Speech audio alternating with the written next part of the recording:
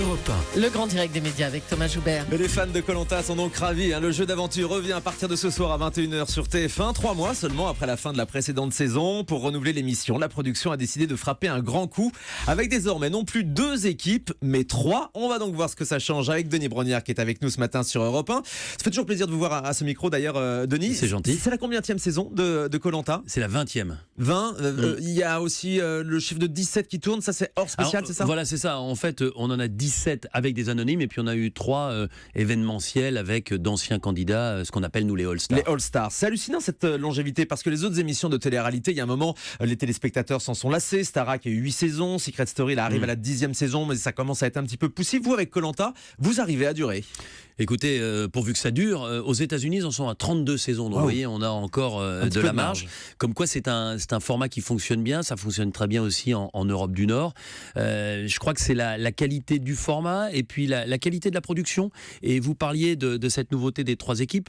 Je pense que ce qui fait aussi la force de Koh-Lanta depuis le début, c'est que cette équipe de la production, en accord avec TF1, ne s'est jamais reposée sur ses lauriers et sur les bonnes audiences. Chaque année, il y a des brainstorming, il y a des réflexions qui sont menées pour justement trouver de nouvelles règles qui peuvent, dans un contexte et dans un format que les gens aiment, qui peuvent surprendre d'abord les candidats, puis ensuite les téléspectateurs, pour éviter justement ce phénomène de lassitude qui est effectivement très présent à la télé. Voilà, il faut toujours se renouveler. Alors la grande nouveauté, on va l'expliquer, c'est donc qu'il n'y a non plus 2 équipes mais 3. Qu'est-ce que ça change ? Ça change beaucoup de choses, déjà parce que ça fait 3 équipes de 6, donc il y a moins de personnes par équipe. Donc quand vous allez au conseil, forcément vous avez plus de risques d'être éliminé. Quand vous êtes dans une équipe de 10, c'est un risque sur 10, là c'est un risque sur 6. Et puis dans les épreuves de confort, l'équipe qui gagne a une récompense, mais la deuxième équipe aura aussi une autre récompense. Il n'y a que la troisième qui n'en aura pas. Et puis imaginez en termes de suspense dans les épreuves ce qui peut se passer dans des épreuves d'immunité. L'objectif c'est de gagner quand on dispute une immunité, de partir avec le totem, d'être intouchable. Mais ensuite, la compétition continue entre les 2 autres équipes avec l'objectif cette fois-ci d'être deuxième pour éviter le conseil. Seule l'équipe qui perd va au conseil. Alors 3 équipes, ça fait donc 3 histoires à raconter en parallèle. Comment est-ce que vous faites pour intégrer tout ça dans un prime de 2 heures ? C'est-à-dire que ça accélère aussi le rythme ? Je ne sais pas si ça accélère, en tout cas c'est vrai qu'on a des équipes de grande qualité avec des candidats qui sont particulièrement marquants et c'est vrai que cette année au montage, lorsque j'en parlais avec Corinne Vaillant, la chef de projet de Koh-Lanta, elle me disait toujours on a beaucoup d'éléments, il faut qu'on sélectionne, il faut qu'on essaye d'être le plus costaud bien possible. Condensé, exactement. Alors pour la première fois, vous avez travaillé avec Alexia Laroche-Joubert, qui est devenue la patronne de la société de production de Koh-Lanta. Elle s'est beaucoup investie sur cette nouvelle saison. Elle s'est investie, comme elle s'investit toujours dans tout ce qu'elle fait, dans tout ce qu'elle entreprend. Elle a une énergie absolument incroyable. Ça veut dire qu'est-ce qu'elle vous a apporté par exemple ? Qu'est-ce qu'elle nous a apporté ? Elle nous a apporté son énergie, sa connaissance effectivement de ce genre de programme sur le tournage. Moi j'ai été assez frappé de voir à quel point elle était déjà bien intégrée dans cette équipe. N'importe qui serait venu sur le tournage aurait pensé que c'était une productrice de Koh-Lanta depuis un long moment. Voilà, elle a eu aussi sa patte, son mot à dire sur le casting. Exactement. Il y a elle aime ça, elle aime viscéralement participer à ces castings. Elle est là du premier au dernier jour. C'était le cas sur l'émission que vous allez voir à partir de ce soir, sur la prochaine qu'on est en train de préparer.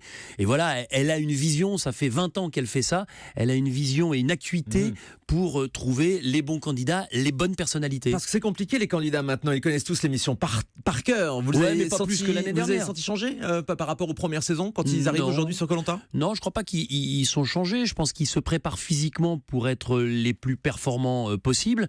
Mais voilà, vous savez, quand vous vivez Koh-Lanta, même vous qui suivez avec attention ce programme, je pense que si vous veniez sur le tournage, vous seriez stupéfait par la différence entre regarder l'émission dans son canapé tranquillement installé, la fabriquer ou la vivre. Et tous les candidats le disent en disant mais ça n'a rien à voir avec ce qu'on imaginait au départ. C'est tellement dur, c'est tellement compliqué que ces candidats, même bien préparés, dès l'instant qu'ils sont jetés dans le grand bain et qu'ils sautent du bateau, ça change tout et ils oublient justement tous les repères qui étaient les leurs en tant que téléspectateurs. Alors vous repartez pour une nouvelle saison bientôt, le rythme tous les 3 mois sur l'antenne de TF1, vous allez le conserver ?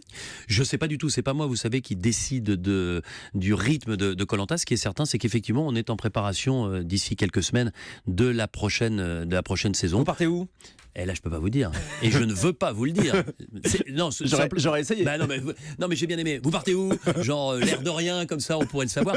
Non, ce que je peux vous dire, cher Thomas, c'est que nous partons sur une destination totalement inconnue. Nous ne sommes jamais allés à l'endroit. Très bien, donc ce sera pas le Cambodge, ce sera pas la Thaïlande, ce sera pas les Philippines. Ce sera pas le Panama, ce sera pas la Nouvelle-Calédonie. Voilà, vous pouvez déjà enlever tous les pays où on est allé. Comme ça fait 20 saisons, ça va éliminer un sacré nombre de pays. C'est vrai. Et on n'ira pas en Afrique, parce que généralement c'est la question qu'on me pose. Très bien. Pas donc encore. ce ne sera pas encore l'Afrique, mais ça pourrait arriver. Ce serait des belles Je destinations. l'espère un jour. Un mot des audiences, Denis Brognard, parce que je sais que vous y êtes attentif. La dernière saison, le lancement, c'était 5 400 000 téléspectateurs.